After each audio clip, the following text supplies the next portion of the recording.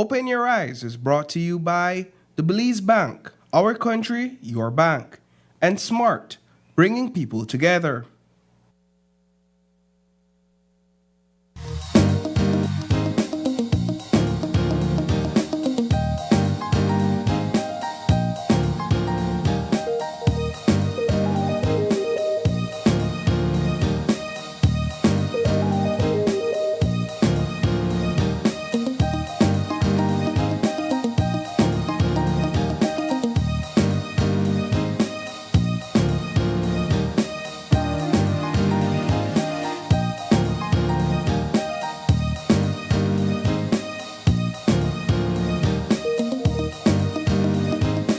Good morning. And welcome to Open Your Eyes. Start your morning right. I'm Sabrina Daly. Paul Lopez. And I'm April Martinez. Good morning, Belize. And what the Friday? And What the Friday Friday. indeed. Good morning, guys. How you doing? Good morning. We're good. How are you? I'm well. Paul? I'm well. I feel well rested after last night. The way Friday works is that for me, you get the Friday version of me that you get that week, right? Mm-hmm. So sometimes the week is a drag, sometimes the week is very stressful.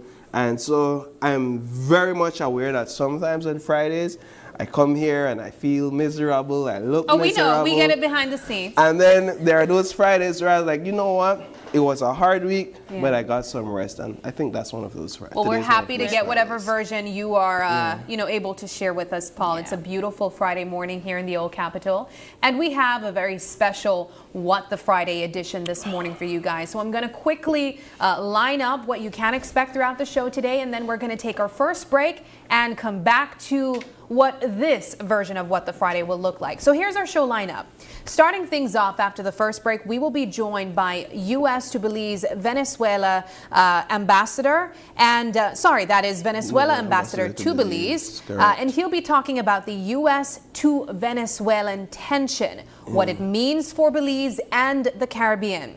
And then, of course, right after that, extensive discussion where Paul and April will be on the couch with the ambassador. We are going to take another break, and then we are going to invite you guys to call in and share your thoughts on various matters taking place locally. You can even call and talk about the conversation that will be had in a moment. And then after that, we are going to kick things into the regular scheduled program. We're going to be joined by Grace, and so we're going to be cooking up some delicious tacos and enjoy the rest of the morning. So please stay locked in. If you have any questions, this is the time to write them down. Listen intently to the conversation that will be taking place in just a few. And of course, enjoy the morning with us. It is Friday. We're jumping into the first weekend of 2026. I know I'm going by really quickly. I already feel like it's going by really, really fast. But as you mentioned, Sabrina, we want our viewers to be locked in.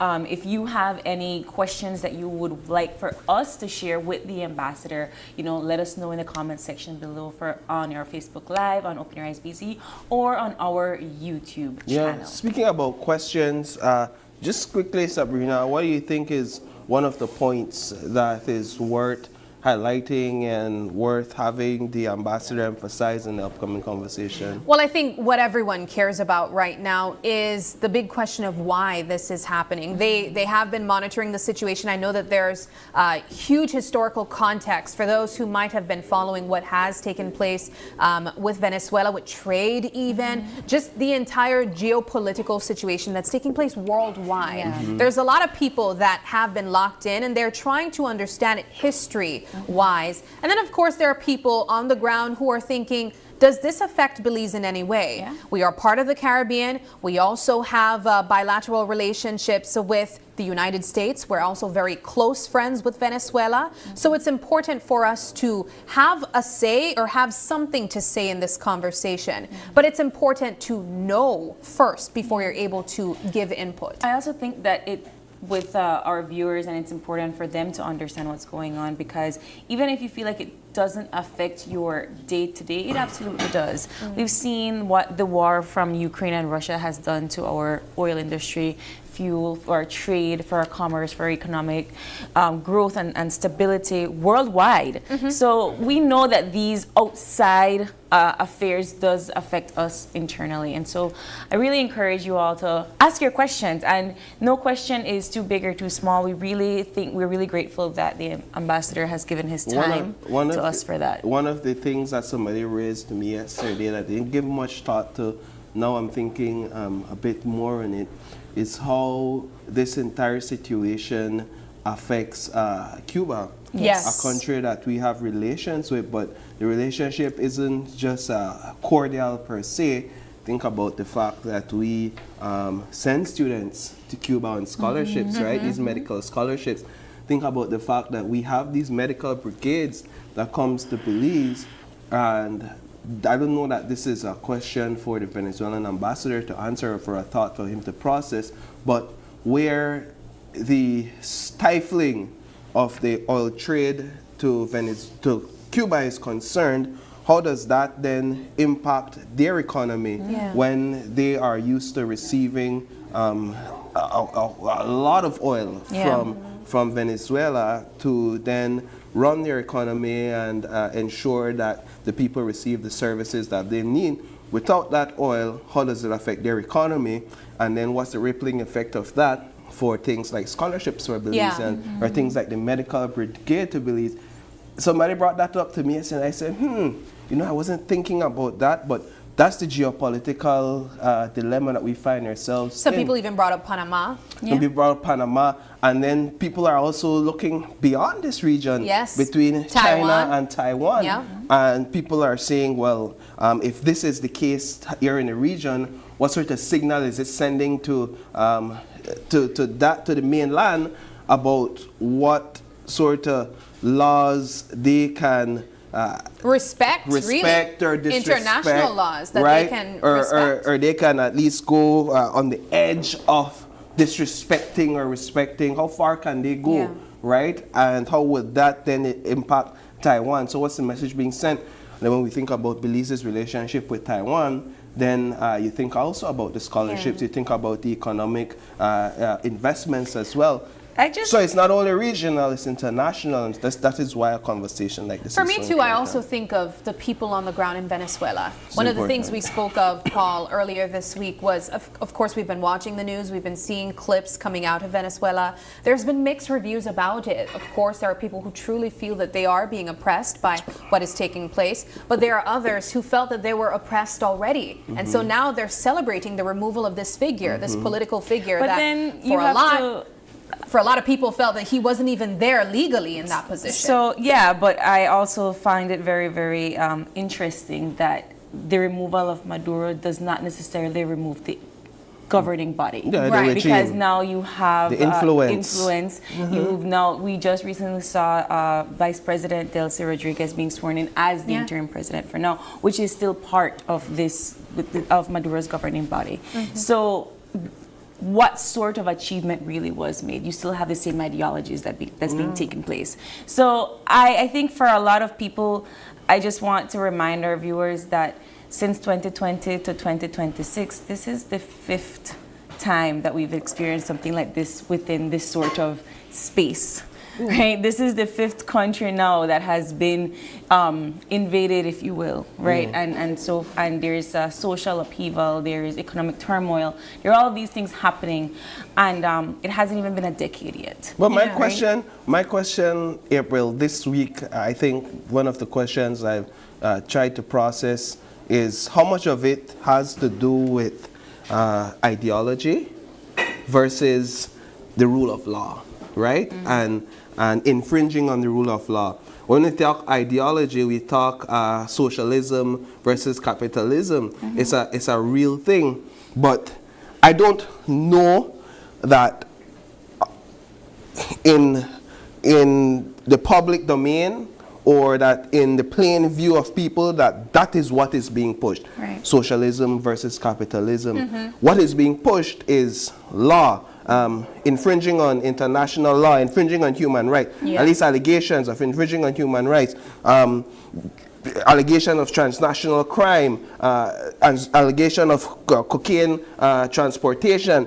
This is what is being propagated before the public, right, in international media and local media.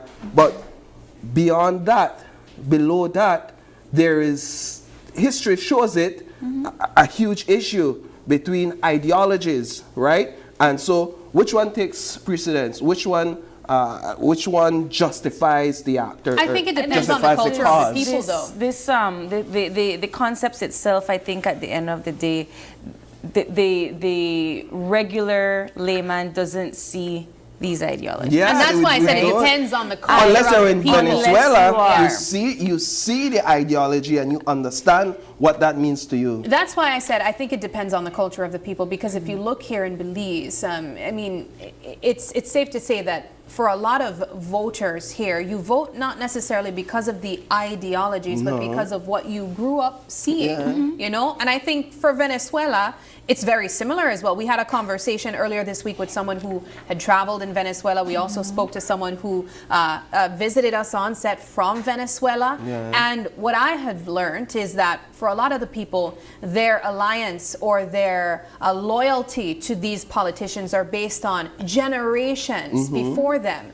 Very similar to here in Belize. And so yes, there are certain parts of the world where political views are based on what values are, the ideologies, but I don't think it's the same for a lot of other places. But I also have to, you know, remind our viewers that their class system is also very different from Yeah, this, of course, right? because of And, the ideology. Well, to a certain degree, yes, and of course, who gets the compensated from the value of the resources, right? Exactly. And so it is all, I mean, Isani and I had this conversation on Monday, because what we need people to understand is this didn't just happen when Hugo Chavez became president. This is something that was long occurring from the 1950s. Within Venezuela or within the region? Within Venezuela. Okay. Right, and so the nationalization of the oil industry didn't happen with Chavez, that happened already. He just expounded on it. One of the issues that took place is, and Belize is a beneficiary of Petrocarib, is that he thought that the oil industry would run that way forever, right? And they would be gaining revenue the same way forever. But when you can't properly manufacture that crude oil to be finite and to sell properly, because you don't have the proper materials so and you the can't run the resources to can't run the infrastructure the way it's supposed to run, things start to crumble very, very quickly. But also their business affiliations too. Right, but they didn't have that. When they nationalized the oil industry, they didn't have outside business partners anymore. That's why the American administration believes that they, quote unquote, stole oil from them. But at the end of the day, they just took ownership of what was their resources within their land, their natural resources within their land.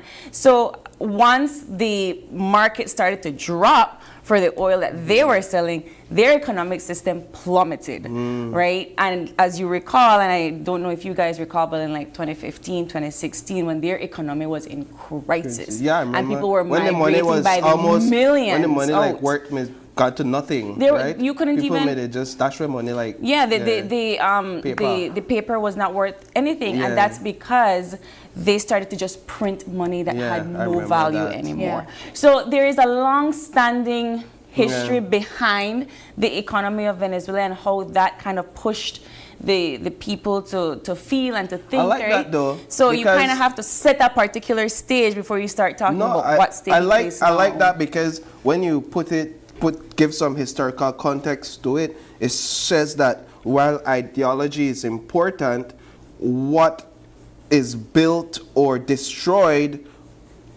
based or upon that ideology is also important. So ideology is important, but economy is also important. Yes. People is also important, are also important. Industry is also important. And so if your ideology, in a sense, is unable to sustain these things, and that there are ill or bad influences within that system that you've created on this ideology, then everything else in many cases fall apart. and that creates instability in a lot of sense, not only within a community or in a country, but also within the region. So that's interesting to look at.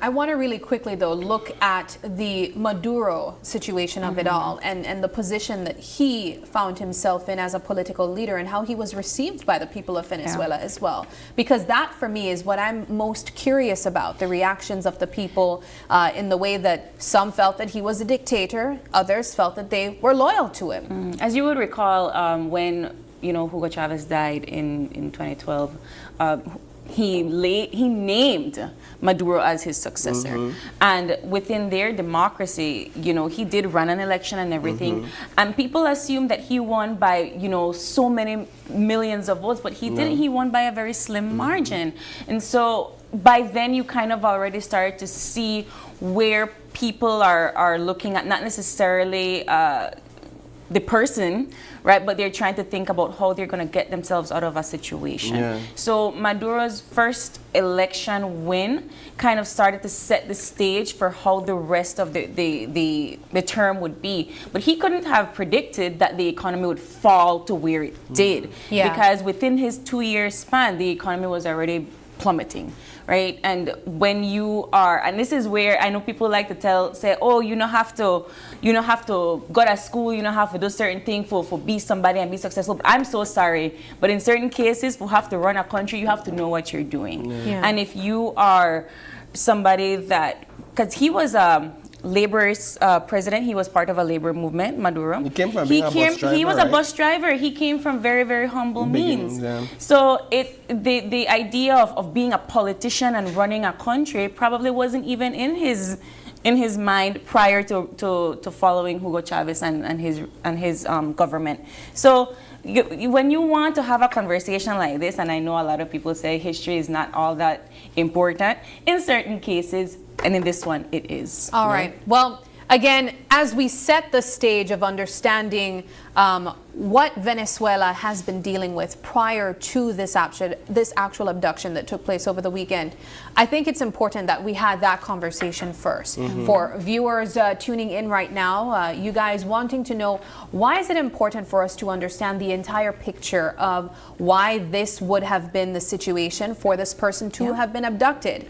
Now, and some say abducted, some say extracted, removed, some say removed. Whatever term you would like to call it this morning, we will simply say removed. Well, Extracted, Extracted from Venezuela. We are asking other questions now. After setting that stage, we want to know why. Why was he removed? What was the interest from the United States in having him be removed from Venezuela in the first place? Their basis has been on the grounds of drug trafficking. Of course, you would know that Belize also has been impacted by drug trafficking as well. And so that has been the basis of the United States. However, there has also been in the background conversations about oil. And in the forefront as well, because President as well. Trump has not been afraid to say that, they consulted with the oil companies first. They made sure to let them know. all of that is being said after the fact. After the fact, right? yes. So all of that is being said after the fact, which makes a lot of people question whether that is in fact the case. I did a story on Wednesday, and one of the things that I realized quickly, and it's evident, is that this entire military increase began because of talks of fighting transnational crime. Yes. There wasn't major conversations about oil in Venezuela, at least not from the Trump administration. What we were hearing from the Trump administration had to do with transnational crime and having to secure the region or the hemisphere against this sort of illicit activity, and then the allegations against President Maduro being the leader of a cartel. Now we know how that specific situation there has developed. The oil conversation began taking prominence after the extraction of President Maduro. And now, prominence in that, while it may have been talks in the background, now It's in the President Trump has explicitly come out to say, hey, we're going after the oil. And let's not forget, he also said that they're going to run Venezuela. Well, what I'm very legal curious. right? So this right, is and where it's where the legal UN right. conversations come in as well. And I also want everybody to understand that the extraction itself was an illegal act. Exactly. Right? So whenever they're doing something like this, they do have to pass it through Congress in the United States, and that was not something that occurred. So those are some of the questions that we need want to ask. right? You know, and Yeah. we're of course the ambassador might not be able to answer that, but I know that that's also questions that other people are asking here in Belize and worldwide. and it brings it to us the motive. Like Yeah. what was really the motive of this entire operation? And if in the something US like this country? is accepted by the world, by extension, as you pointed out earlier in our conversation, Paul, is this the future? Is this what we are going to be accepting across the board? Are we going to be seeing other countries, you know, just go and take over other countries because they have more resources and they can do that? All right. All right. Well, we have already set quite a foundation discussion-wise on what we can expect in just a moment. At this point, we are going to take a very quick break. Don't go anywhere. When we return, we are going to have a discussion with the ambassador of Venezuela to Belize, His Excellency Gerardo Antonio Argote. Don't go anywhere. We will be right back.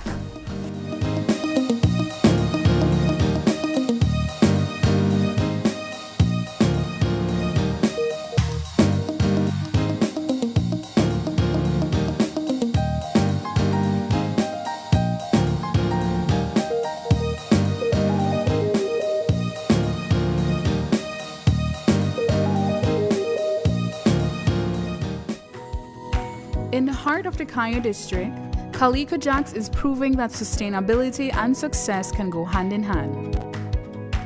When Calico Jacks wanted to move to solar energy, the biggest difficulty for us was the finance.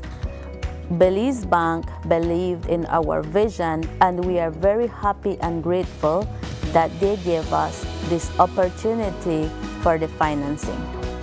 Through the Credit Risk Abatement Facility, a partnership between Belize Bank and the CARICOM Development Fund, small and medium businesses can access financing for renewable and energy-efficient solutions with reduced collateral requirements. Here at SCSB, we're grateful for Belize Bank to make it easy for our clients to go green. We're proud to work with businesses like Calico Jacks to help them lower their costs and their carbon footprint. At Belize Bank, we are powering Belize's transition to renewable energy, one business at a time. Together with our partners, we're making sustainable financing accessible for all. Belize Bank, financing a greener, stronger Belize. This year reminded us that our work is so much more than communication. It's connection. Every time we supported a school, a youth program, or a community event, we felt the heartbeat of Belize. We met students who just needed someone to believe in them, and families grateful for a supportive hand. We saw communities welcome SMART not just as a brand, but a trusted friend. For us, impact is created through service, presence, and purpose. As we move into a new year, we remain committed to empowering our communities and sharing stories that reflect how SMART strengthens the connections that matter most. That commitment to people drives how we build our products. We focused on delivering real value and flexibility. We upgraded our postpaid plans to include social media data, keeping you connected to your favorite platforms without the extra cost. For the prepay family, we enhanced prepaid plans to ensure you get more data and benefits from every single recharge. Flex bundles now better match real-time budgets, improving affordability. We introduced affordable Mexico data bundles to keep you connected while traveling. We are listening, adapting, and ensuring you get high-value connectivity you deserve. Great plans need a great network. Smart strengthened its promise of bringing people together by investing heavily in expansion. We added new towers in key areas, bringing a stronger signal and improved service to more communities. Customers along the coastal road in Blancano, Mountain Pine Ridge, and Cristo Rey now enjoy more consistent coverage, making Smart a reliable companion for every journey. Smart launched its fiber network in Sartineja, bringing reliable high-speed connectivity for today's digital needs. At Smart, we strive to reflect the energy of Belize in everything we do. From celebrating 20 years of excellent service to exciting collaborations, we've shared unforgettable times. We've delighted you with our biggest giveaways and deals ever, ads you could laugh and connect to, and launched a revamped website to make your digital experience faster and more engaging. As we look forward to the new year, we remain committed to what matters to you most: the communities we serve, the connections we build, and the precious moments we all share. All these remind us of our true identity and steadfast purpose, bringing people together. Electricity is essential for everyday life, but behind every outlet, a lot is happening to bring you safe, reliable, and sustainable energy. Let's start at the beginning. Independent power producers across Belize generate electricity using a mix of renewable and non-renewable resources. Electricity travels across a network of high-voltage transmission lines capable of transmitting electricity across long distances. Electricity then reaches your nearest substation, where it is adjusted to a lower voltage, making it safe to travel on the distribution lines you see in your community. From there, electricity makes its final journey from the distribution lines to your home, providing you with safe and reliable power when you need it. Belize Electricity Limited. We continue to serve you. Start earning B-Bucks today. It's really quite easy. All you have to do is make a purchase at any Benny's location or Benny's entity. Remember, B-Bucks is as good as cash. It's free money. Download the B-Bucks app and sign up to be eligible. It's fast and easy. B-Bucks, rewarding loyalty.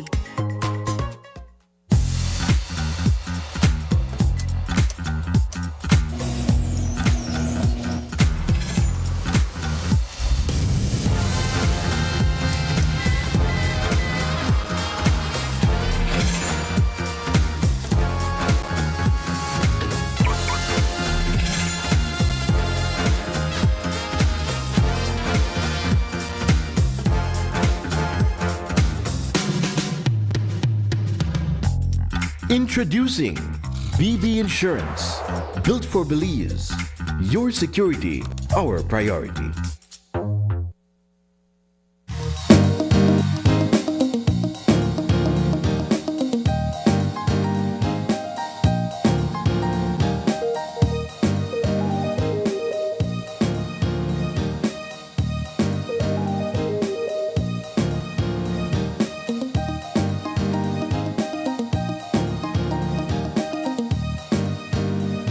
Welcome back to Open Your Eyes, and as we mentioned before our commercial break, we have with us the ambassador, Venezuelan ambassador to Belize, His Excellency Gerardo Antonio Argote. Thank you so much for joining us this morning. Good morning, sir. Good morning. Good morning. Good morning. ¿Cómo estamos? ¿Cómo estamos? It's a good question. I think that I'm calm. I'm calm like a bomb. Like the bomb that they drop off over our heads in my people of Caracas. I'm calm like the ancient stone who hit the head of Goliath, the giant, in a very unequal fight. I came here in order to represent the voice of my people, the voice of my 80 soldiers, Venezuelan soldiers, who fought for our sovereignty and died. I came here in order to represent the voice of the 32 Cubans who gave their blood in order to defend our sovereignty. I came here in order to talk about the voices of my people in Caracas, my people in Higuerote, my people who died where they were sleeping in their houses under the bombs that came from the sky in that dark night. I came in order to talk about or represent the voices of the Venezuelan people, the voices of the government of Venezuela. And I came here in order to talk about the truth of Venezuela. The truth of what's happened during this dark night when we were bombing by a nuclear power. The first time in the history of a country in South America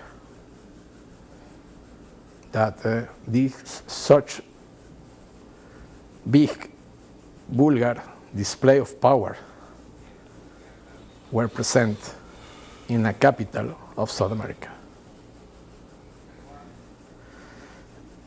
My name is Gerardo Argote. I'm the ambassador of Venezuela here in Belize.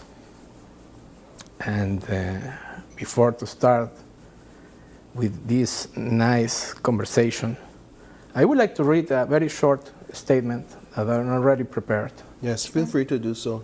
Thank you, guys.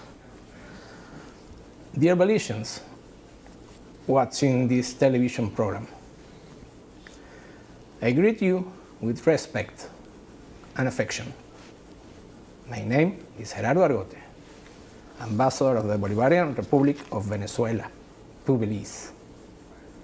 I learned English in Belize, and I will do my best to communicate and be understood out of respect for the national language of this beautiful country. As I mentioned before, I am Gerardo, representing the ambassador Gerardo Argote, representing the government of the President Nicolás Maduro Moros, who was kidnapping along with the First Lady of the Republic, Cilia Flores, by USA troops who invade my country. The president couple was abducted while they slept in their home in the early hours of Saturday, January 3rd. I represent the constitutional president of Venezuela, while kidnapped during a long and dark night. The president is innocent. He's a decent man, the president of my country, and he is a kidnapped president and a prisoner of war. I represent the Bolivarian diplomacy of peace in the international action, which will fight to demonstrate its doctrines in human rights, international law, the law of international organizations, and the humanitarian law of war. This vulgar display of power, which include bombings by more than 160 USA attack helicopters and fighter jets, causes the loss of more than 100 civilians and military lives, the death of 32 Cuban brothers, and the destruction of military and civil infrastructure, including buildings where families with women and children slept, and warehouses storing medicines for hemodialysis to treat kidney patients. The people of Venezuela did not deserve this vile aggression from a nuclear power. This action has become a stain on our relations and our history.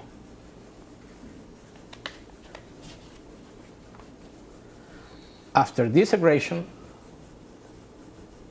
the world will never and ever be the same. I mean, the global order, the respect for the international law, for the multilateralism, and the Charter of the United Nations have been severely violated. The fundamental respects or principles of respect of international law, respect for sovereignty, respect for the territorial integrity, Belizeans, Venezuelans, and all the people that hear me right now, and respect for the self-determination have been demolished. From now on, the strongest will win. The lust for territory, for natural resources, oil, natural gas, fresh water, rare earth elements, whatever it may be, will be unleashed. Whoever has the power can take it. Everything changed. However, those should be prepared to be disposed. The global society cannot allow this. Otherwise,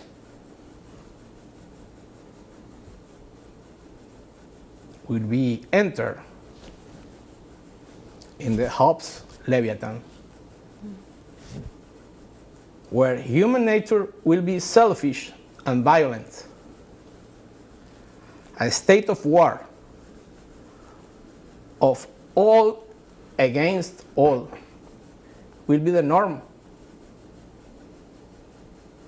where a single country or a group of countries will have the authority and power to subjugate the rest. Is this what we want for our children?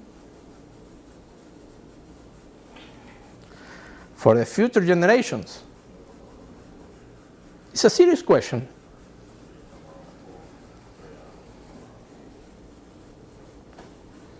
Is there still time to stop this madness? It's a question. Otherwise, who will be the next? Who will the bells toll o'er? I could mention some countries that they are already mentioned by one of the most powerful men in the earth. At the beginning, he threatened us. He threatened Venezuela for 4 months with the most biggest powerful army in the Caribbean that we ever seen. And then they hit us. But right now, he said, which countries are on the list? Who will be the bell toll for? Cuba? Perhaps Mexico. Denmark.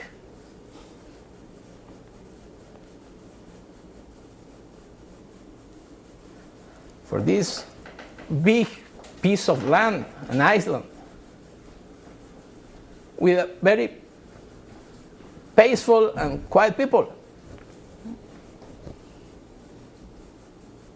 Colombia. Nigeria. Our brothers or sisters from Africa. Nigeria. Who else?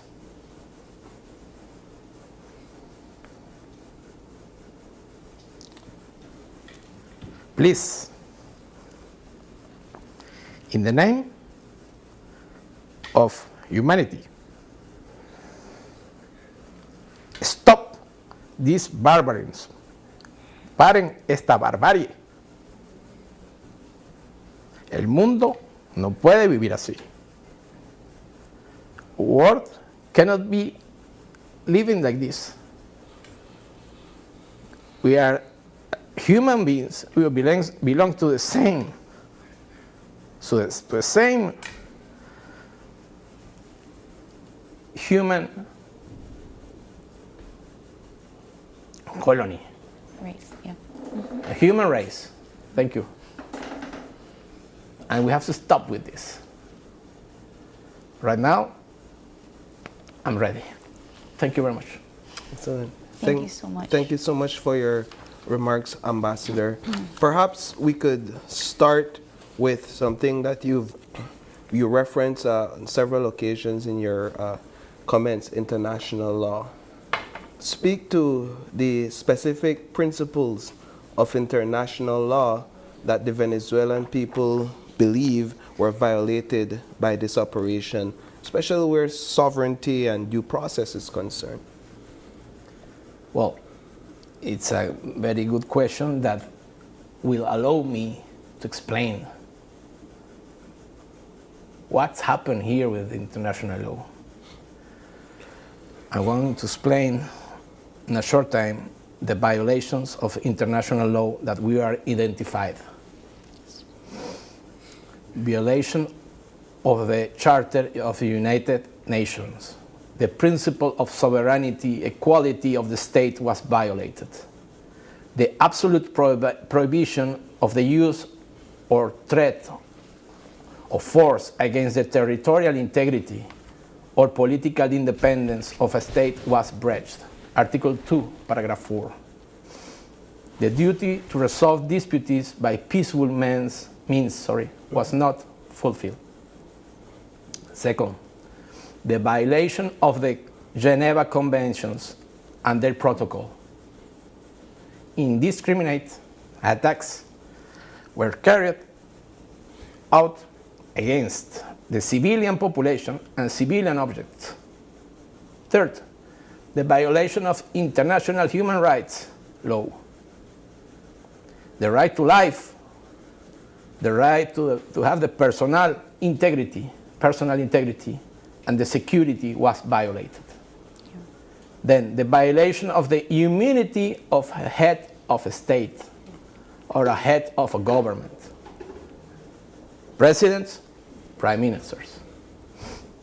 The kidnapping of the president constitutes a direct violation of the personal immunity of sitting heads of a state, an essential norm of the international legal order that protects the sovereignty and stability of the system. The legal basis and international resolution cited, United Nations General Assembly Resolution 3314, defines the bombardment of the territory of a state by the armed forces of another as an act of aggression.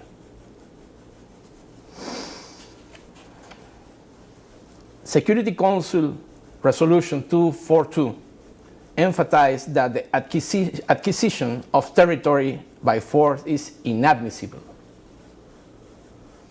The General Assembly Resolution 2625 established that the territory of a state shall not be object of military occupation resulting from the use of force in a contravention of the Charter of the United Nations.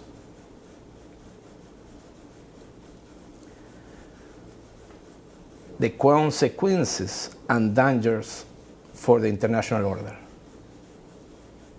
This act set a dangerous precedent that normalized the substitution of law with force, eroding the foundation of the collective security system. They reveal a logic of control over natural resources, that could be oil, energy, geopolitical position, that harks back to colonial and neo-colonial practices that we already lived 100 years ago. Tolerance of such actions sends a devastating message that the law is optional and force is a true arbiter of international relations.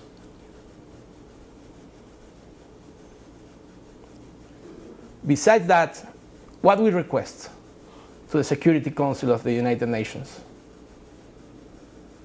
Demand that the United States government fully respect the immunities of the President and the First Lady of Venezuela and ensure their immediate release and safe return. Clearly and unequivocally condemn the use of force against Venezuela. Reaffirm the principle of non-acquisition of territory or resources by force. Adopt measures for de-escalation, protect the civilian population, and restore of the international law. Ambassador, I would really like for you to touch on the temperature that you've been told is taking place in Venezuela right now. We've seen this extraction in history as sort of a pattern of the US intervention in Latin America. What do you believe?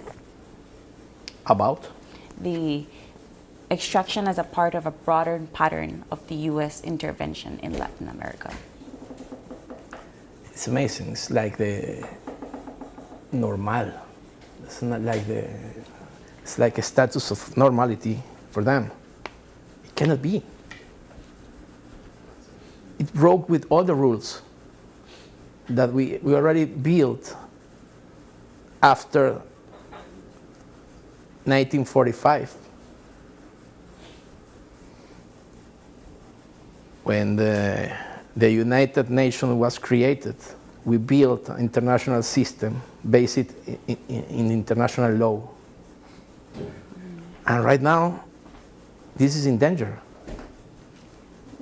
And this is in danger for the same actor who saved the world at that moment, who saved us from the worst ideology that the human could ever invent, the Nazism.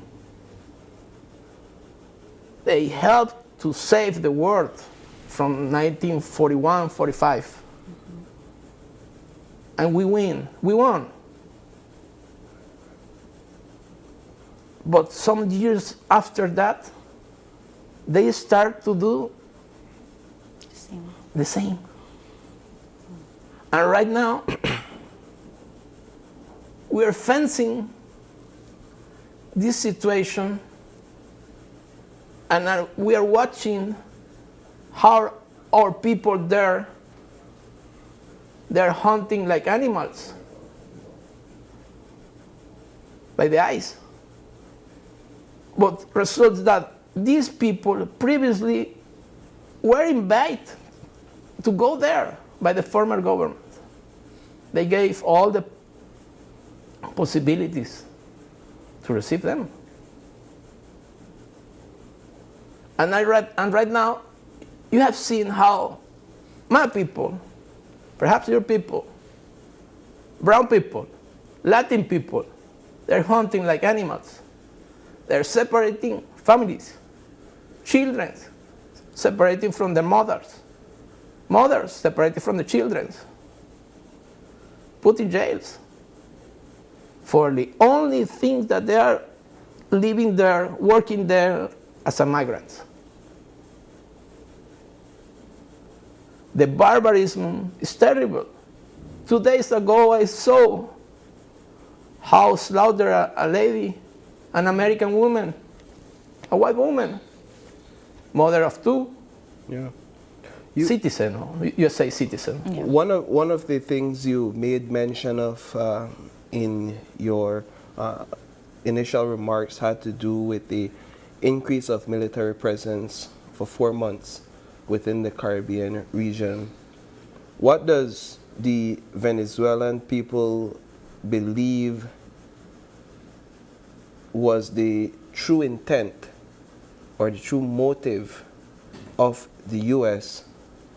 behind their January 3rd actions? I came with a graphic. Okay, go right ahead.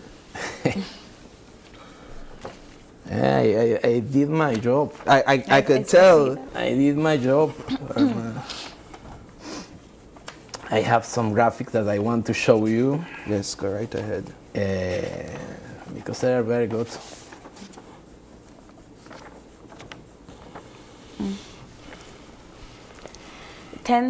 Top 10 countries with the largest reserves of crude oil in the world, and Venezuela stands at the first. Good. Thank you very much for helping me. You're my assistant in English. Speak to that. Speak about the chart, please. Yeah. You see here, we have more oil than Saudi Arabia. Yes. We have more oil than Canada, than Iran, than Iraq, than Kuwait, United Emirates, even than Russia, Libya, and even the United States of America. What a coincidence we have here. Well, we have several coincidences. Most of these countries, they are not democracies. They are kingdoms, no elections. But we respect that because this is their way of life. And we have to respect the internal affairs of any country around the world, even if they are not a democracy. Okay, it's their internal rules, is in their history of life. It's okay. What another coincidence? Right now, Libya, destroyed.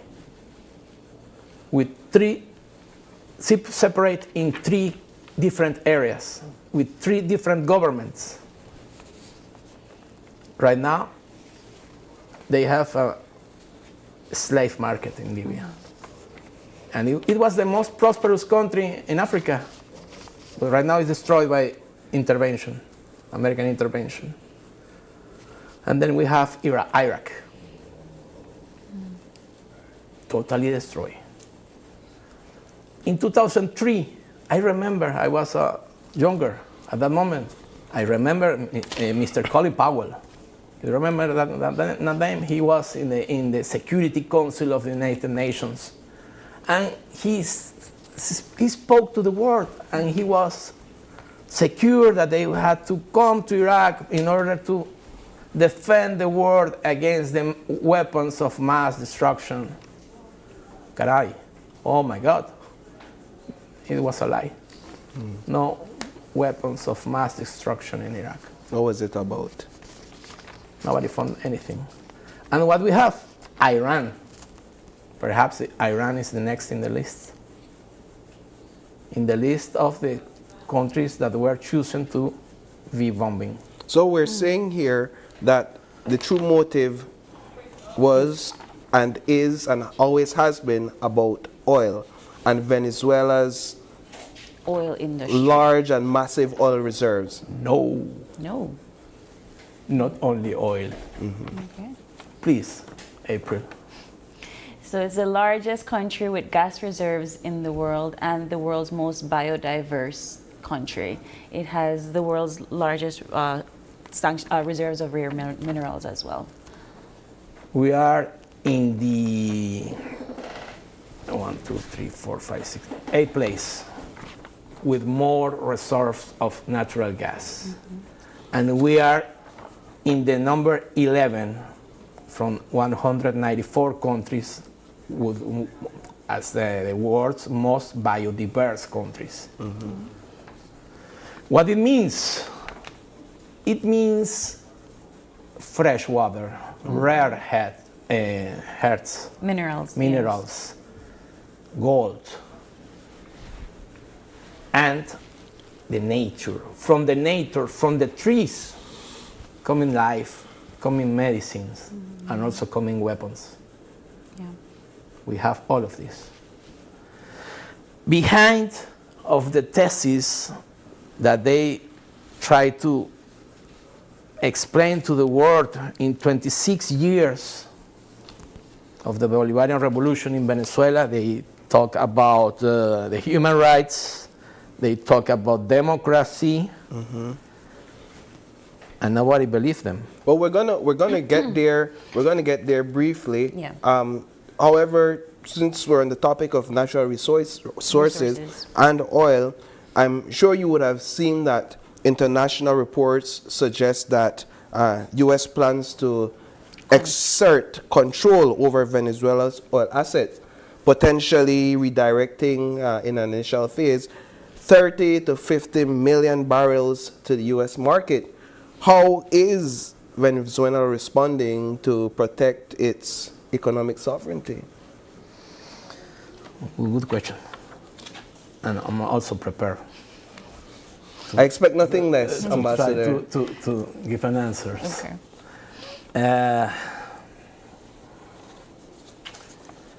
First, it's important to understand that we already have energetic relations with the United States of America.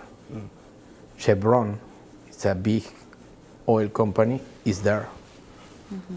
And they have been there since several years ago. We continue to sell oil based on previously establishment agreements with Chevron. And we are making progress in negotiation with the United States for the sale of oil volumes right now, within the framework of the existing trade relations between our two countries. This is not new. The President Maduro approved this commercial relation, energetic relation, and also the acting President Delcy Rodriguez, she's continue with this energetical policy of trade. It means that this is not new for us. At this moment, we are selling and they're paying. The rest of this is propaganda, just propaganda. If they say that they're gonna control my country, they're gonna administrate, that he's gonna administrate everything, he will change the internal laws in Venezuela. And then he will have to deal with such other power countries that already have deals with Venezuela. And maybe it could go to international courts to define how you could break an agreement with another country that involves millions of American dollars. I want to take a step back though, Ambassador, because one of the topics of discussion was the uniqueness of the way that Venezuela runs its oil industry when it was nationalized by previous President Carlos Perez, right? You all had nationalized it, you all developed your own oil industry. Can you talk about the benefits of doing that for Venezuela and how that also benefited but also challenged doing international business with these other oil industries? Well, yes, indeed.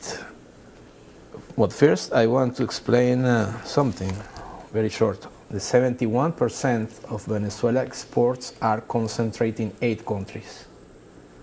And of that 71%, 27% are destined for the USA. This has been the case for some time. There is nothing extraordinary about it. You know, we are commercial partners. They need us and we need them. After the nationalization of the oil industry, we start to create stronger capabilities in the oil industry. But we still, in these years, been dominated by the international oil corporations. The market was dominated by them. In 1999, Hugo Chavez, the giant of Venezuela, he arrived to the government by the elections, and he started to change this domination system. I remember very clear that in 2000 we organized in Caracas the second World Summit of OPEC countries. At this moment, we sit together with all of these countries and we talk in order to organize the prices of the oil. And Hugo Chavez thought that, of course, we will find countries that cannot pay these prices. And that's why he created different systems in order to help our brothers from the global south. And this was the beginning of PetroCaribe. And we start to help our brothers and sisters from the Caribbean. And suddenly, it stops in 2019 for Belize. But not by a Belizean decision. It was very hard at that moment. And it not was by a Venezuelan decision.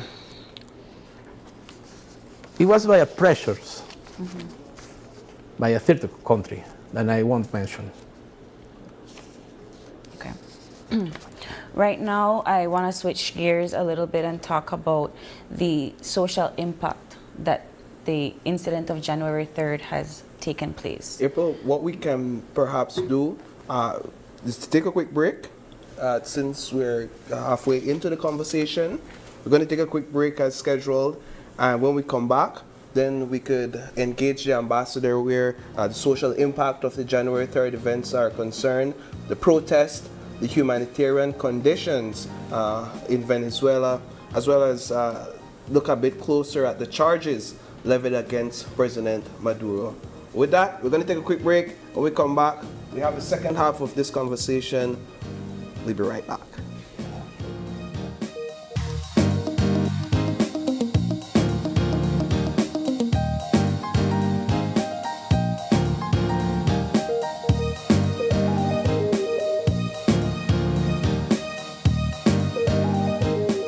This year reminded us that our work is so much more than communication. It's connection. Every time we supported a school, a youth program, or a community event, we felt the heartbeat of Belize. We met students who just needed someone to believe in them, and families grateful for a supportive hand. We saw communities welcome SMART not just as a brand, but a trusted friend.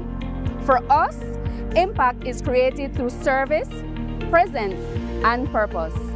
As we move into a new year, we remain committed to empowering our communities and sharing stories that reflect how SMART strengthens the connections that matter most. That commitment to people drives how we build our products. We focused on delivering real value and flexibility. We upgraded our postpaid plans to include social media data, keeping you connected to your favorite platforms without the extra cost. For the prepay family, we enhanced prepay plans to ensure you get more data and benefits from every single recharge. Flex bundles now better match real-time budgets, improving affordability. We introduced affordable Mexico data bundles to keep you connected while traveling. We are listening, adapting, and ensuring you get high-value connectivity you deserve. Great plans need a great network. Smart strengthened its promise of bringing people together by investing heavily in expansion. We added new towers in key areas, bringing a stronger signal and improved service to more communities. Customers along the coastal road in Blancano, Mountain Pine Ridge, and Cristo Rey now enjoy more consistent coverage, making Smart a reliable companion for every journey. Smart launched its fiber network in Sartineja, bringing reliable high-speed connectivity for today's digital needs. At Smart, we strive to reflect the energy of Belize in everything we do. From celebrating 20 years of excellent service to exciting collaborations, we've shared unforgettable times. We've delighted you with our biggest giveaways and deals ever, ads you could laugh and connect to, and launched a revamped website to make your digital experience faster and more engaging. As we look forward to the new year, we remain committed to what matters to you most: the communities we serve, the connections we build, and the precious moments we all share.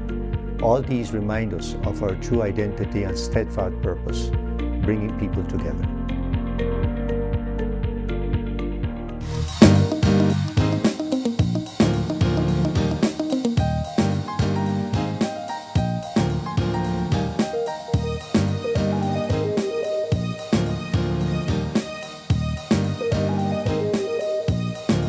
Welcome back. We are still with His Excellency Gerardo Argote discussing the incident of January 3rd. Now, Ambassador, before we left into our commercial break, the question that we posed were the amount of demonstrations that have been taking place both within Venezuela and across the globe, across the global diaspora. What do you see as the positive and negative aspects of these protests? Okay. First of all, I want to refer to the actions in Venezuela of the people.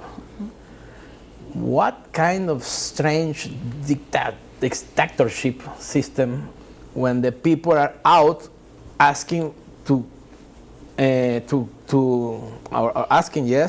protesting to recover the President Maduro and the First Lady. The people on the streets in Venezuela are protesting for that. We had a very big march of the youth people in Venezuela asking for the return of the president. Do we see these protests in majority? Yeah, man. And also, we had a protest of women. The women in Venezuela, they go out asking for the return of the president. So, they create a virtual reality from abroad, a big lie about the situation in Venezuela. And when you, April, when you mentioned about the people in the diaspora, yes. They're quote-unquote the celebrations. The first, the positive. Those people, they are my brothers and my sisters because they are Venezuelan. And we have to recognize them as Venezuelans.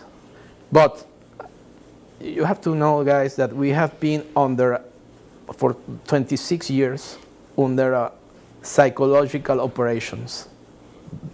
A very vast system against the credibility of the government. And it was hit direct in the head of the people. At the end of the story, you can find Venezuelans in different cities in United States, different cities in Europe, could be in Spain, maybe in Buenos Aires, celebrating that United States bombing their own country. I want to ask you something. So there is a comment on screen from one of our viewers, and the question says, Why his people in his own country is celebrating that Maduro is not there, are we going to ignore that? That is a question by one of our persons that is watching right now. A viewer. A viewer. So they're simply saying that they've observed people in Venezuela celebrating what occurred. Can you speak to that observation? Well, I think that it could happen, but it's a small portion of the population. Most of the population, they are sad, indignant by this situation. And if they saw some people celebrating inside the house, inside the country, that shows you that we have freedom of speech there. What a strange dictatorship system that allows those shows of people protesting or celebrating inside the territory. I'm back to they are the Venezuelan diaspora. Yes. In Chile. I will ask you something, guys. Do you think that it's normal that somebody protests in favor of the bombing of their own country? Do you think that some Belizean could celebrate that somebody bombing Hopkins? Or the streets in Belize City? Do you think it's normal? Do you think that some Belizean will celebrate that? No, this is not normal. The same UN that has publicly frowned upon what happened on January 3rd, we saw it from the UN's Under Secretary General recently, is the same body that have reported allegations of extrajudicial killings, arbitrary detention, torture, and repression in Venezuela following the 2024 elections. How is their government responding to those claims?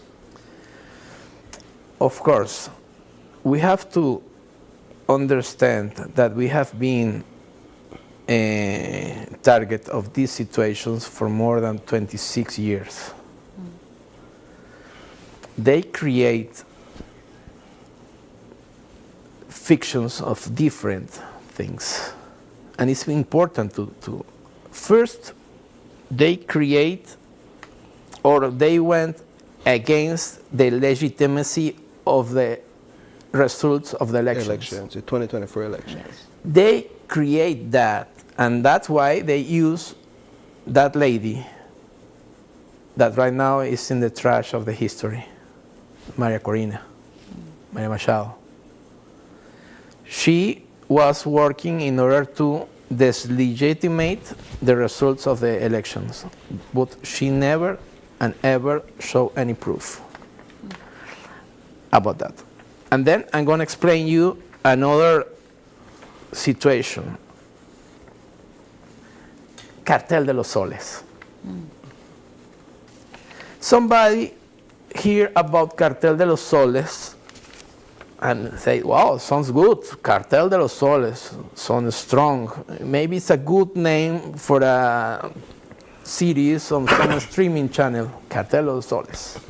Somebody invite them, and they create this fiction as the core of the judicial case against Maduro. And they built all of this situation using Cartel de los Soles. What's happened? 2 days ago, 3 days ago, they say, oh, we realized that Cartel de los Soles doesn't exist. Another lie. Going directly to trying to give you an answer, because it's my duty. Yes. Of course, we have dealt with different kinds of situations in where we had to deal with people that were in jail. They called presos políticos. Presos políticos. But I think that they are the opposite. They are políticos presos. Translate that for us, for those who And maybe you could help your political press. Yeah. And then yesterday, most of them were liberated. Yes. About 1,000. Yeah, because we need to build a relationship of respect within us and with the United States. We want to build a relation based on the respect. We want to build a relation with the United States with diplomacy, with good trade. Could that have been achieved under the leadership of President Nicolas Maduro, or is it that the escalations resulting from January 3rd has created a level of pressure that the Venezuelan government has folded to and is now doing these things? No, it was before the bombing. Nicolas Maduro, the president, he asked for that. He said, I remember clearly, if they want to bring their oil companies, they're welcome. We want to work with them. Do you see now with the now acting president, Delcy Rodriguez? She has now taken helm. We hear the words of the Trump administration saying we are going to go in and run Venezuela. We have Delcy Rodriguez that is now at the helm. How is this government responding to these allegations? Well, we ask for respect. We ask for a desescalar. The escalation of this situation. And if they want to work with us, we will work with them, definitely. Yesterday, some days ago, it was very funny because I hear in the news, because right now you can't believe in everything because everything is propaganda. But I saw that somebody said, no, right now they're gonna have to buy all the American products. Come on, guys. In 2014, they imposed more than 1,000 sanctions against Venezuela. And they say no more American products for Venezuela. And we say, why? We usually use and buy all your products. And right now they say, you will have to buy us. Excellent. You welcome the trade. Welcome again, guys. Or let me give you an example. Our oil industry. They sanctioned the oil industry, so we cannot buy machines or whatever for the refineries. Most of them, they're coming from United States. And we had to buy in other places around the world with a big prices. Excellent. If we could find good quality of American products and cheaper, you think it's bad for us? Do you think it's bad for them? Let's improve the commerce, bilateral commerce. Why not? So you're saying that there was no need for this act of violence at all? No. There was already diplomatic relationships happening between Venezuela and the United States. We have to rebuild that. Yeah. Definitely. If they want, we want. With respect of our sovereignty. What happens if they don't give back President Maduro? What's happened? Personally, I don't think that is going to happen. Okay. Why? Because we are assisting by the law. We are assisting by the rule of law. We have the support of most of the international countries. Even the developed countries are terrified by this situation. All the global south is with us. Asia, Africa, even Latin America, the Caribbean. And is because the core of this is that they don't have a case. They can't keep this situation. You know? First, for all the principles of international law that I already explained to you before, and second, because he is innocent. That's why you say, no, what will happen if, no, I don't think it's going to happen. I think that day by day that he is there is a problem for them, because they thought that they could have a Noriega. But right now, he becomes a Mandela, which is different, you know? We talked about allegations of extrajudicial killing, arbitrary detention, torture, and repression. We also know that over the years, more than 7 million Venezuelans have migrated abroad, and clearly there's a reason behind that. But also international observers have raised concerns about democratic backsliding in Venezuela, including press censorship, which is very important in any nation that values freedom of speech and democracy, and even electoral repression, and you spoke a bit on that. What reforms, if any, is your government advocating for to rebuild that level of democratic checks and balances, and to even guarantee press freedom in your country? Okay, good question. First, we have to start. You talk about the migration. Migration, 7.8 million Venezuelans. Yes. How you could develop a country with more than 1,000 sanctions against your economy? How you could develop with a total and effective war against your economy? Of course, it will produce a process of migration. But these conditions were created from abroad against our economy. And not everybody knows about that. You can imagine what we have to fight in order to buy a tomograph machine for a hospital, because nobody wants to say loss by the blockade. If it's a big deal to buy a machine for a hospital, just imagine the different things of the chains of the production, the economics, the salaries. So it creates the perfect conditions to create process of migration. About the elections. And freedom of press as well. About the elections.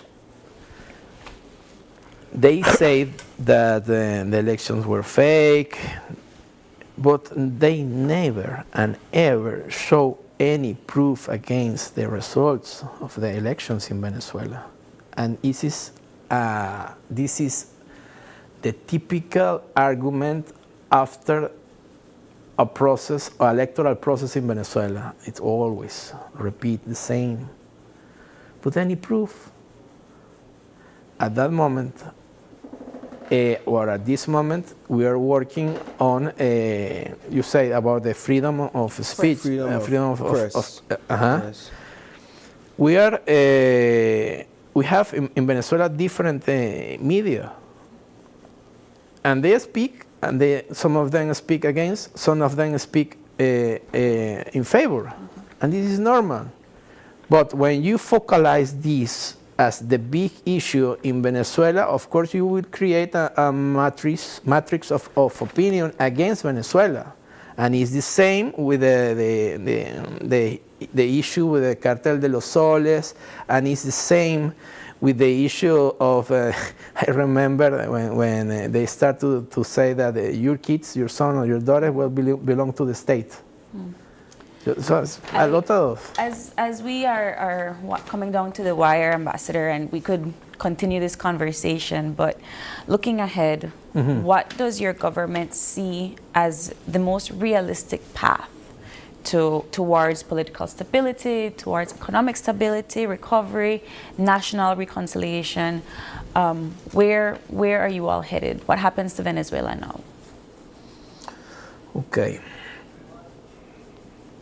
Well, I will explain to you in different areas this question. In Venezuela, I will talk about the constitutional order first. Yes. In Venezuela, the Venezuelan head of the state remains Nicolás Maduro, who was kidnapped and he is a prisoner of war in the United States.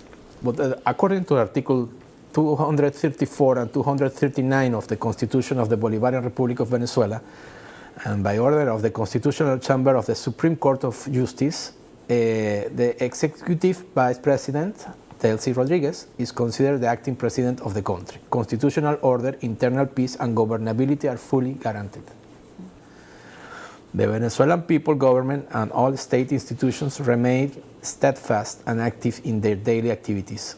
Upon receiving the traditional official notification regarding the installation of the National Assembly, it happened last Monday, elected for the 2026 and 2031 term.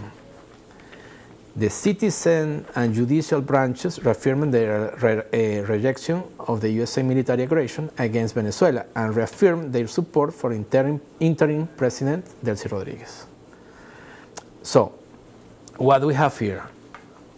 We have a country in calm, no civil riots, not civil saqueos. Upheaval. The country is in peace and under the control of the government of the Socialist Party of Venezuela right now. Of course, I think that we have to talk with the government of the United States. We have to negotiate in some areas in order to guarantee the peace, the internal order, and the rule of law. This is important for us, and I think it's important for them.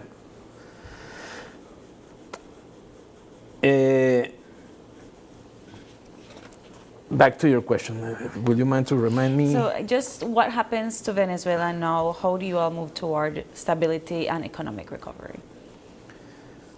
Well, they say that they will be progressive retirar the sanctions against our oil industry. If it happens, the oil industry is the engine of the economy of Venezuela. If we start to create the conditions to be free to trade with our oil, of course, will arrive the stability and economy of the country. And this is the basis of any country, the economy and the politics. You know? Right now, in Venezuela, nobody from the opposition could guarantee the stability in the country. And they know that. They know that the acting president or the President Maduro, they could keep the stability in this country, especially after the events of the 3rd of January. Yeah. Excellent. Yeah. Embajador, thank you so much for joining us this morning. We wish we could have had you a little bit longer, but please feel free to come back anytime to have more discussion on this issue. We are with the Venezuelan people, and we hope to hear more about the situation very soon. Thank you so much for your time. Thank you very much, guys. Thank you very much for inviting me, and thank you for all the Belizeans, the fellow Belizeans that watch this segment of the program, and they took some of their time in order to hear about the truth of Venezuela. Thank you very much for everyone. All right. We are going to take a quick break, and we'll be back with more Open Your Eyes. Don't go away.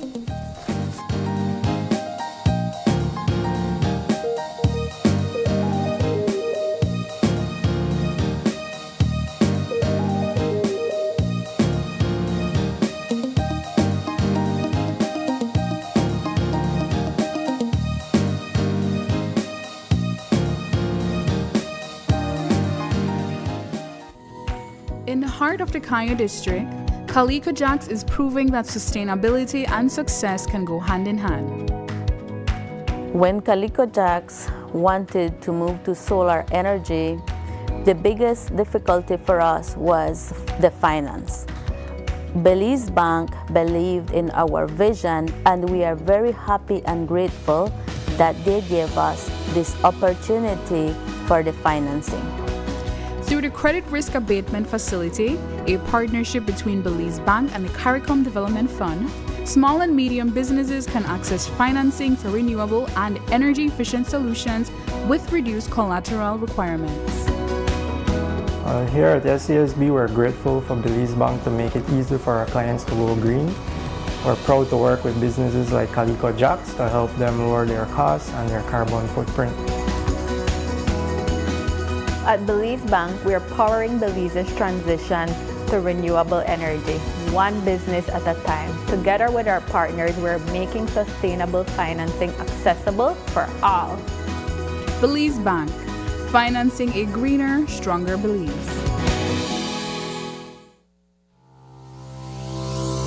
Need to submit your sickness benefit claim online and have a physical medical certificate? Here's how you can do it. First, go to ssbportal.org.bz and log into your My Social Security account. Next, on your dashboard, click Benefits and choose Forms. Review the requirements, then click Continue to proceed. Click Apply under Sickness Benefit to start your claim. Review and confirm your banking information. If it is not correct, select No and follow the steps to update your banking details. If your banking information is correct, select Yes. Next, if your illness is not related to an injury at work, select No and proceed to upload your medical certificate.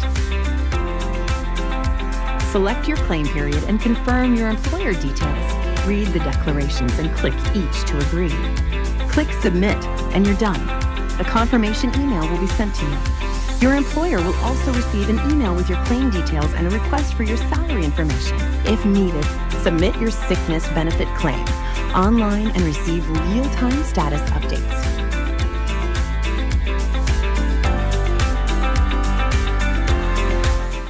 Electricity is essential for everyday life, but behind every outlet, a lot is happening to bring you safe, reliable, and sustainable energy. Let's start at the beginning. Independent power producers across Belize generate electricity using a mix of renewable and non-renewable resources. Electricity travels across a network of high-voltage transmission lines capable of transmitting electricity across long distances.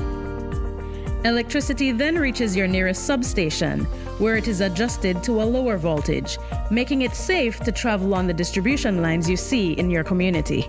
From there, electricity makes its final journey from the distribution lines to your home, providing you with safe and reliable power when you need it.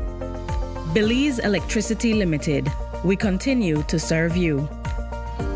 Electricity is essential for everyday life, but behind every outlet, a lot is happening to bring you safe, reliable, and sustainable energy. Let's start at the beginning. Independent power producers across Belize generate electricity using a mix of renewable and non-renewable resources. Electricity travels across a network of high-voltage transmission lines capable of transmitting electricity across long distances. Electricity then reaches your nearest substation, where it is adjusted to a lower voltage, making it safe to travel on the distribution lines you see in your community. From there, electricity makes its final journey from the distribution lines to your home, providing you with safe and reliable power when you need it. Belize Electricity Limited. We continue to serve you. Start earning B-Bucks today. It's really quite easy. All you have to do is make a purchase at any Benny's location or Benny's entity. Remember, B-Bucks is as good as cash. It's free money. Download the B-Bucks app and sign up to be eligible. It's fast and easy. B-Bucks, rewarding loyalty.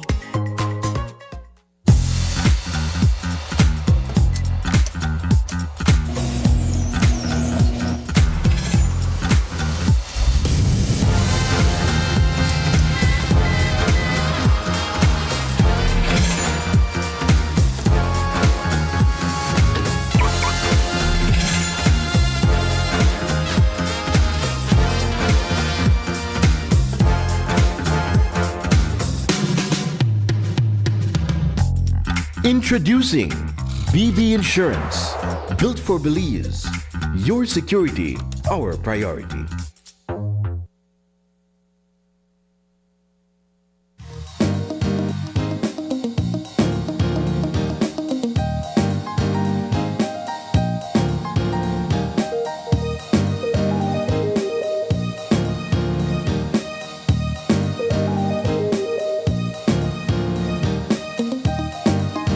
Welcome back to Open Your Eyes, and thank you for sticking with us. Now, we cannot do Friday without Miss V and Marvin in the Grace Kitchen. And so this morning we are shaping things up and making some very unique type tacos this morning, Miss V. Yes. I am so excited about this. Thank you guys so much for joining us, and welcome back. Welcome now, back. I've never heard about wonton tacos. Wonton wrap tacos. Yeah. And you're going to show us exactly how to do it this morning. Hopefully I get to help you a little bit. And of course our protein of choice is corned beef. Yes, that's now right. I love me some corned beef, so Yes. I'm really looking forward to this one this morning. Miss V. What do you got for us?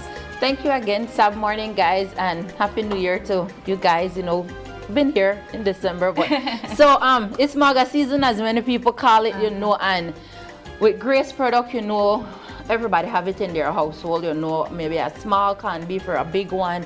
And like I said, you can always use these things to make, you know, amazing product. You might say about wonton taco cup, that doesn't sound like something you will use Grace product with, but yes, we're going to use the star of the show, our canned beef, and we're going to use our whole kernel corn this morning. Yes. And we have our wonton wraps. It's not from Grace, but then we're going to show you guys how we can incorporate this this thing in a meal. Yes. You know, a handheld meal, something quick, something fast, you know, but yeah, that's our plan for All today. right. Well, I'm That's our excited plan to for help today. out. I know Yes. that my colleagues behind the scenes, they want to see what we are doing with this wonton wrap, Miss V. Yes. You cannot Listen, we disappoint. use the spring roll wrapper already. Yes, I remember. Yes, so this is the smaller version to the spring roll wrapper. This is the wonton wrapper, you know. So Okay. yeah, we're gonna hit it up. So what right. you gonna do? You gonna cook for us? I will cook for you and for Marvin All this right. morning. All I right. got to know. And for April, dang, behind the scenes, she's like, okay. So where do we begin? All right, let's turn on the stove. Let's turn it on. Click it all the way.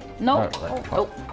Forgive me, It was Miss already- V. It's okay. It's Okay, on. got you, So got we're gonna you. add some oil to this. So what we're gonna do? We're gonna add some not too much, Sab, because yeah, it's Gotcha. just to cook the oil.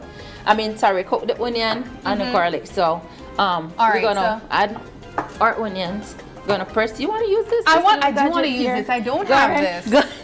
Go I right don't have this at ahead. home. I cut up garlic the old-fashioned way. It's okay, Miss Vina, like that.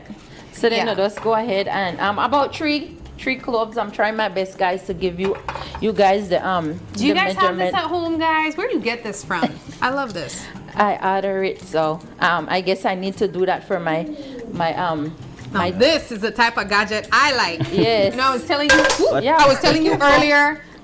Just about peel your the garlic, slap it in there, and let's go. So we're gonna add another one. I was telling you earlier about Yes. the fact that you had asked for a can opener for Christmas. Yes. And I was like, Ms. V, why would you ask for that? Yes, because That's I for your need kitchen. one. I need one. Yes, but I'm the kitchen. But you know what? After messing with this little gadget, I wouldn't have mind this for Christmas. This is nice. Yeah, that's right. Okay. So my daughter is like, Dad, Mom wants a can opener. And he's like you said, they took me lightly because I didn't get They it. didn't believe you. No, I got gifts, but I didn't get it. So we're gonna add this because we don't want our garlic to burn. So let's control the heat underneath there, so we don't want it to burn. Turn that down. Yeah. Whew. Oh, this smells good already. Yeah. Man. Just put this in the wonton wrap, and I'm good just with this. Yes. All right. Yes. So We don't want it to get burned. It's low, Marvin. So I was Yes, taking off we don't the want heat. it. We don't want it. We don't want it too high. Yeah. All right. So now, Marvin, would you be so generous enough Sure. to open? Yes, I we're already using. started the key for you. Yes. Right. Yes.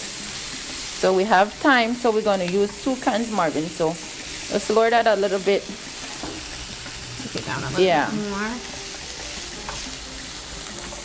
So with this wonton cup, guys, you can have the kids help you. As always, I try to involve Oh, wait, the Miss Vina, entire. that look very unique. That's happening there. I have to see what's going on Yes, there. sorry, I'm sorry. Okay, I'm just trying to. the Yes, the texture. It's like a flower. Okay. Well, it is a flower though. It looks kind of like a paper. Yes, it's really thin. So if you gotta be you just gotta be careful, man. You just gotta be careful with it, because then you don't want it to rip. You said 2 cans, right, Miss Lee? Yeah, sure. Yeah. We're gonna build our flavor there. All right, we're Yeah. getting somewhere. Mm-hmm. So many different departments. We have the can opening department. Yes. The Listen, pan this department. is the year to help. We're Yes. helping. We're not just eating, guys. We are working Yes. this year. Mm-hmm. All right. Ooh, Marvin, I tell you. I would make you slippery. handle your candle, Marvin, but I may have put it a I got different it. way. I got it. All right, so Miss V. Yes. So you just showed us how the little papers look. Yes. And then you put it inside the Yes, pan? of this it's a cupcake pan. Uh-huh. So Sabrina is just cooking up the corned beef. Uh-huh. This already looks so Yes. good. So as like I said, we have the parents, the kids in the kitchen. The parents is doing the meat side of it, and I'm just going ahead to layer it so that we can have this ready for you guys. Mm-hmm. So if you have cooking spray at home or oil, I would advise that you grease your pan, as not to have it stick to the pan, that it can come out easily. Ooh. This looks so good. Guys, I'm gonna put the key the other direction. Okay. Listen, the corned beef is Yeah, a the bit. keys already broke. Yeah. It's okay. Marvin, what we want to do? It's okay. You need a knife? Yes. You need a knife. Listen, remember, this is. I'll give you the knife. This is Or live. Listen, let's keep this one then. Ooh, We got it. We got it. Miss V. yes. Awesome. We figured it out. Yeah. And then when we hash up the corned beef here, we're just gonna add some of the whole cornea corn from Grace to add some texture. I like texture, guys. So it's optional. If you don't want to add that, then don't add it. All right. We made it. Yeah, it happens. These are things that happen in the kitchen, just that you might not have the camera. Miss V, I love all the little hiccups behind the scenes now. It makes for great TV. Yeah. Okay. So for time purpose, guys, I'm just gonna stick this in our toaster oven. Okay. So So to you're cook a starting little to bit. cook it? Okay. Yes, to cook a little bit. Then when it's finished, we're gonna How build long our stuff. typically will that take to cook? About 5 to 8 minutes. Okay, got it. Yeah. So our oven is already preheated, guys. So I'm just gonna stick it in here so that it can crisp up a little bit. Yeah. Oh, look at that. Just add some rice, some plantains, and let's And go. sharp peppers. Yes. Yep. All right. Now, Yeah. So I we're gonna see we add have some seasoning there. Do we add anything to it? Yeah, we're gonna add a little bit of that season. What That seasoning is some taco this? season. Oh, taco Yes. season. Got it. Yeah, we don't want to add too much thing to it. Like flavoring, because we want to taste the corned beef. Yeah.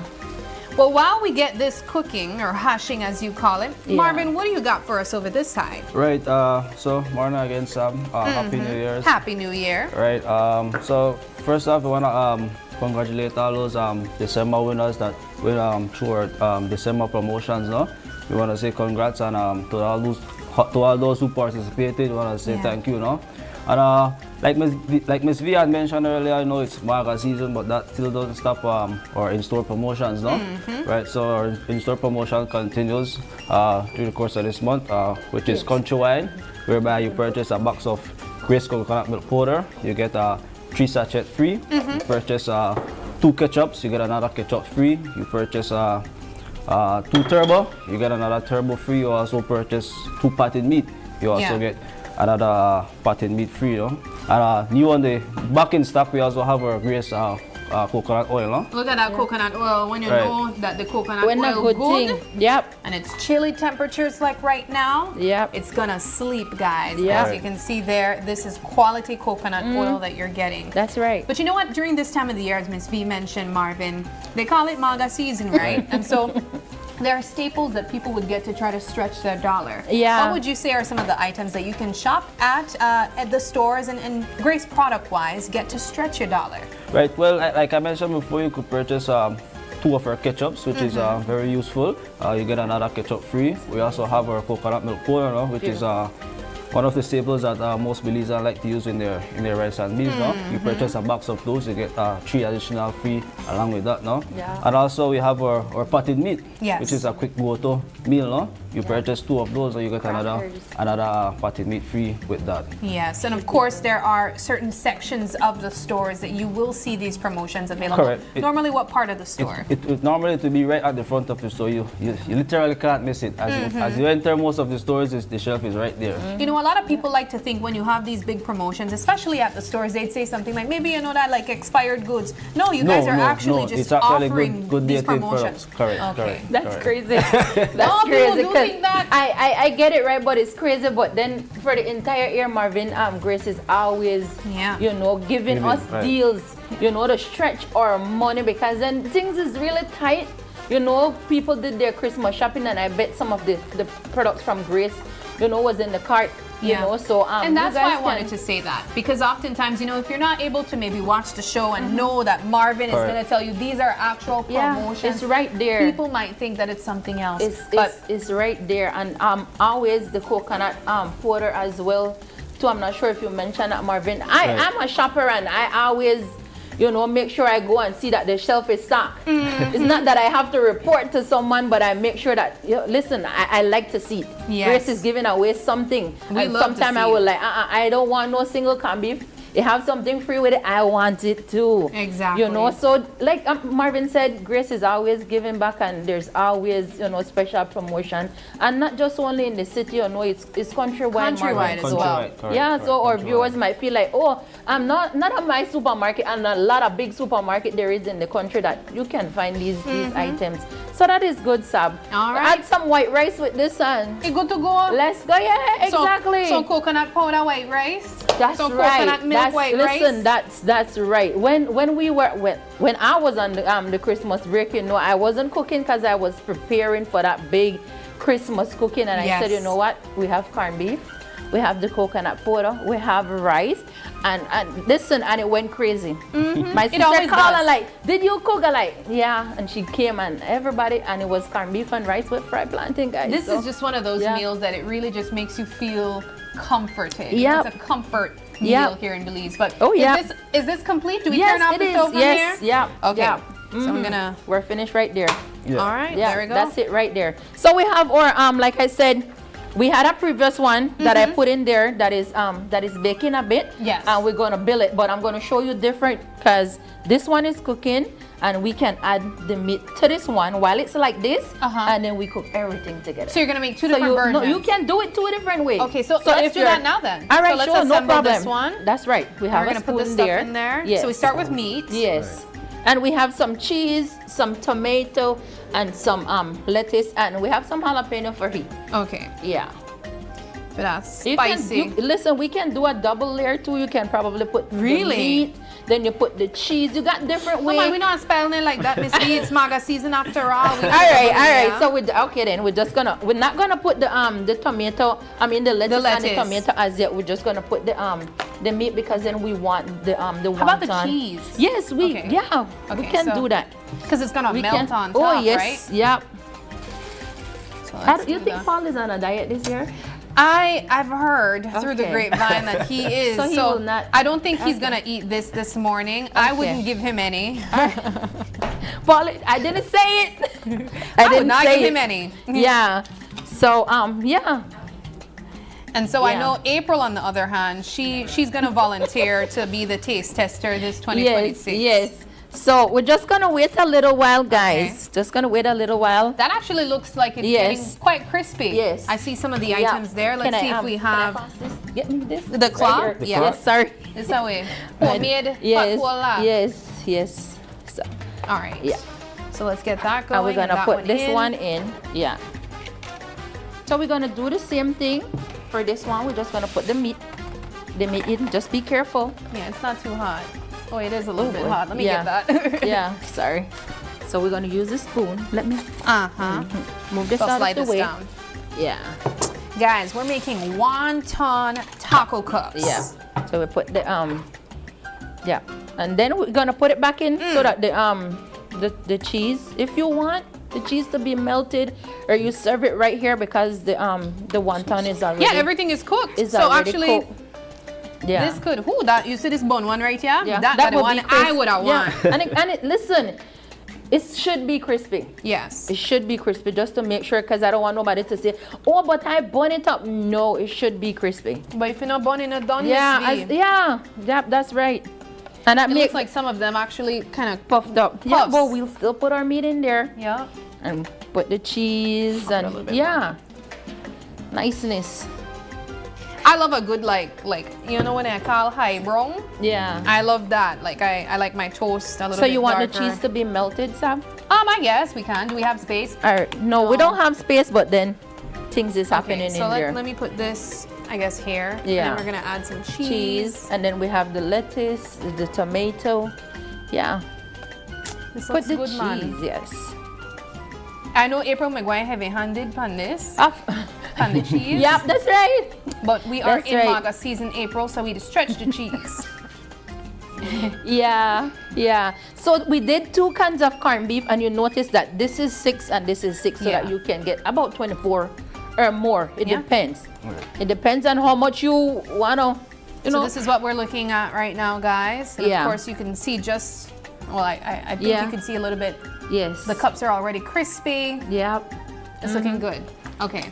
Ooh, look at that. Yep. That now look correct, Paul. Yep. You are me so friend. And then we're gonna build on top of that one. Yeah. With the tomato and the lettuce and. Paul said he'd come. Yes. No, you're not. He's waiting. I'm He's kidding. waiting for us to say go. We're finished. Okay. Yeah. So that's almost through, I want to say. Yes. Let's look at that. Yeah, it's getting there. I'd say just a yes. little bit more minutes. Yeah. In the meantime, I'm going to go back over to Marvin, Yes. talk once more about some of the items that you guys can get at the stores, countrywide, of course. And these are items just promoted to encourage you guys to save more, of course, with grace. Right, so once again, our in-store promotion do continue, like you said, countrywide at any one of your major supermarket, whereby you purchase a box of Grace coconut milk powder, you get 3 sachets free. You purchase 2 of our ketchup, whether it be the hot, whether it be the regular. You also get another ketchup free. You purchase 2 of our turbo, which is one of our main energy drink. You also get another turbo free. You also purchase 2 potted meat. You also get another potted meat free as well. You know what? I can't take my coworkers sometimes. Like they just never give me a break. They are literally ambushing the set because they want this with hand Miss B. They want Silla with Now you got threatened, Paul. All right, we went from having a conversation to a party now. To right? a party. You have I'm 5 telling people you. and said, I think this is the max this set can hold. In fact, we may have exceeded the max, but that looks way too good to just stand by. This smells so good. Yeah. Now, we have to continue to put on the other stuff on it because it's not done yet. Whatever I'm going to way fix you you want guys it. on April and Paul. So it's still not done. You're He'll not come done over yet. this Wait, side, actually, I'm April. going to put, do I put the lettuce here? Yes. You put the lettuce, the I got tomato, you, and Mama. a slice of See, but that healthy stuff. Why you I never was want thinking, Paul right? getting on? You have the protein in there, you have the veggies in there. Cheese even has some protein, right? And then what did you use for the base? The cup? wonton. The wonton. Man, Yeah. wonton that are like rice? 10 calories. Now Paul talking calories. Paul, you hang around me way too much. So this is healthy, man. This is healthy. This is like 90 calories. No, I love that. I'm so proud of you, Paul. Do you think it's about that? I think it's probably about that. Yeah, so it's a healthy, you can't eat know, 1 or 2 restrict the bites. Actually, I need to read the calories. label for that corned beef to know. Oh, it's corned beef. To know what we're working with, and we have That's oil protein. too. Oh, that's a Remember, we have protein. oil, so that's fats, and fats are pretty higher in calories as well. Yeah. But I say, Guys, you're I got probably one more. 150 now. Yeah. We're not worried about all of that, Sabrina. It's We're all about eating. moderation, really. We're eating. Do you guys want any jalapenos? I Sure. do. Okay, let me get like a leaf spoon or something and see what No, we you can could just do put here. your hand right in there. You know what? Why you want to do that to she? Will be to her own detriment later. First of all, I'm not afraid of a jalapeno. If that's the reason why I never want to No, touch no, it. no. Oh, It's no, the that's- spice on your it's the spice on your fingers. finger. That's literally what I just said. I'm not scared of that. Guys, I could see that playing out. All I in wanna do is so just many like bad wait, ways. Competitiveness of her came on. Yes. I am And not if you a have lightweight. sour cream and would like to add the yes, I sour do. cream, Like a great addition. you can add that So we take it avocado, out? I'm not sure if it's in season. You make a little right. guacamole and put it on top. Can they come out? So the And real test now will be is to get it out. how they look Yes. coming out. Let's try use our knife. Let's be careful. Would you want to lead that, Miss V? Oh, well, I guess not. I was gonna That was ask good, Sabrina. if you That was put a like good a one. base Look at that, on looks so it, good. But that Yeah. looks good. Is it supposed to be crispy? It can. Yeah. That's Yeah. rather crispy, if you ask me. I want one in there. That one there, crispy. Oh, this yeah. this one not just come out though? Yeah, but this Yeah. one's not as crispy. Okay. All right, there we go there. Wow, that looks good. Wow. Okay, how does this look? I think this is ready, Miss. Yes. Ooh, that high brown one there, that Yes. for me. I call, I don't tell you no touch me high brown taco. Let's get the All right, we need the please. Sorry. pot got it? holder again. I Yes. got you, Miss V. I'm helping Yeah. you this 2026. I'm sorry I didn't bring mine, man. I'm sorry. No, that's Yeah. fine. Look at that. Woo! Yeah. I don't see the one I want. Which one you want? Why did Tell me it? which one you want? Why? What's the difference though? This one, Oh, okay. these ones, I bake the wonton first. Before. Yes. Yes, That and makes you sense. can do that, and you can do the wonton with the meat and the cheese. So this one and you then didn't bake it. do a pre-baking, so you're No, not gonna get no. that brown. Yes, yes. That makes sense. I was Yeah. wondering because it's the same oven at the end of the day. It's just different Yeah. preparation Yep, process. that's right. Well, guys, great job. This Thank looks you. fantastic. Do you have any more jalapeno? No, she. Alright. That's fine. No, it's I have one more. But I think this is a sign that she's saying that it want to burn. and that's whosoever for is my gonna- toasted one. Oh, see. So I'm gonna put Yeah. a different version here on She's the gonna put side. her one on there. Yeah. oh, that looks good. Yeah, for no, you. I don't know which one I want. Yeah. Which one? You still want the same Yes, one? Okay. It almost reminds me of a fried wonton. Yes. How toasted Yep. it is. Yep. So I'm gonna put April's there. So I Yeah. could see myself popping this in the air fryer instead of that looks in so good. the Yeah, oven. perfect. Guys, look at this. Yeah. And you can make it even cheesier by putting one layer of the wonton, put in the cheese, another layer, and keep building. You know? All right. Yeah, well, so- guys, thank you so much for joining us this morning. Yes. We are wrapping up our What the Friday as we speak. Be careful, this is yes, we're hot. gonna try. We are going to try. So This can we one just is not kind of like much take crispy. over the set a little bit? Of course. Come on, come on, come on, come on, Paul. Yes, As and Paul this is the tries first his one, we want to say a big thank you to the Ambassador of Venezuela to Belize for joining us and having such a wonderful conversation with us.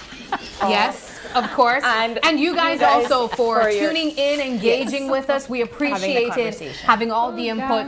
Of course, we are now officially out of time, but it Yes. has been a wonderful, wonderful Friday with you guys. And of course, thank you to Grace for this wonderful display of taco wontons. Yes, Wonton. corned beef, Wonton. wonton tacos. It is January 9th. Yes. And if you are celebrating a birthday today, happy birthday to you.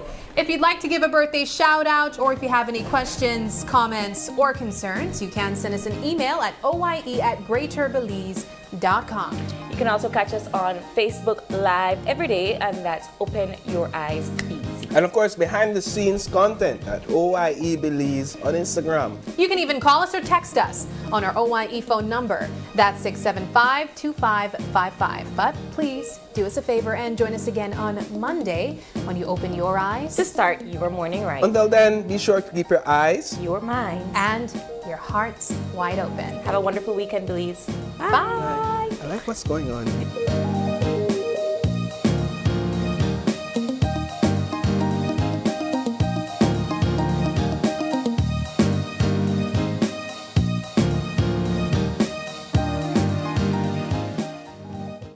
Open Your Eyes was brought to you by the Belize Bank, our country, your bank, and Smart, bringing people together.